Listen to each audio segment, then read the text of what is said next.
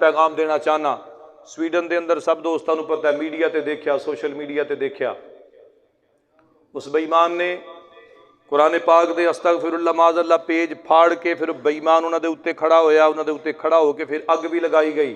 اور میڈیا موجود ہے، میڈیا دا موجود ہونا اس گل دی دلیل ہے کہ ایک کم سرکاری تحویل وچ ہو رہا ہے.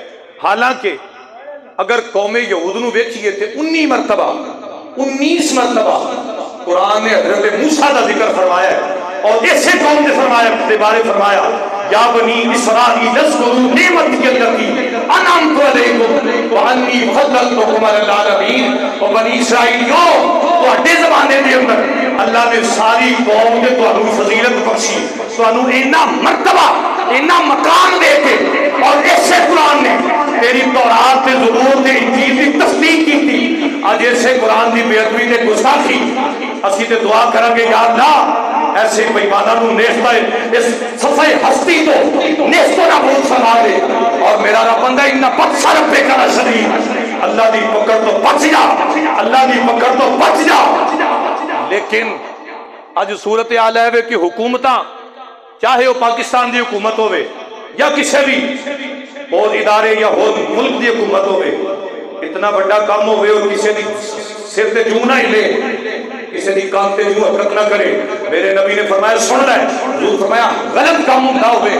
میرے نبی نے فرمایا پہلے ہاتھ نہ روک، جے ہاتھ نہ نہیں روک سکتا تے زبان نہ روک، جے زبان نہ نہیں روک سکتا حضور فرمایا کم از کم دلو ضرور کہہ کہ اس بے ایمان نے غلط کام کیتا ہے، اس بے ایمان نے غلط کام کیتا ہے.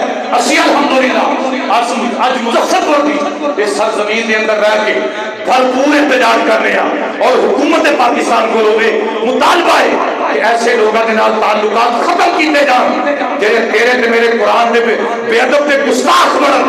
قرآن دا بے ادب، دین دا بے ادب، دین دا بے ادب، نبی دا بے ادب، جڑا نبی دا بے ادب ہوئے وہ خدا دا بے ادب، جڑا خدا دا بے ادب ہوئے وہ دائرہ اسلام نہیں بلکہ دنیا کے غیر کا حق نہیں.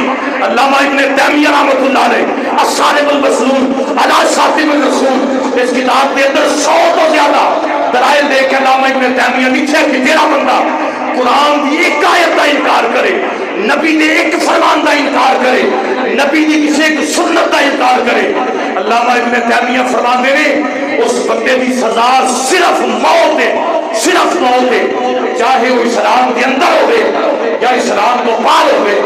آج پوری دنیا دے امت مسلمہ دے دل زخمی ہوئے، اور افسوس دی بات ہے کہ کسے گورنمنٹ دے دل تے کوئی خیال نہیں آیا، کسے میڈیا نو کہ ہونی کنجر نچ دے ہوندے، ہونی کنجر نچ دے. میں پرسوں ترسوں ایک ویڈیو دیکھ رہا سا، ایبٹ آباد ایک غریب آدمی دا بیٹا 12 سال بچے دی عمر ہے، پوری دنیا تے قرآن پاک دی قرات دا مقابلہ ہویا پوری دنیا دا، جس میں تقریباً 19,000 بچہ شامل ہے پوری دنیا دا، لیکن پہلی پوزیشن حاصل کرنے والا یہ ایبٹ آباد ایک غریب مزدور دا بیٹا ہے.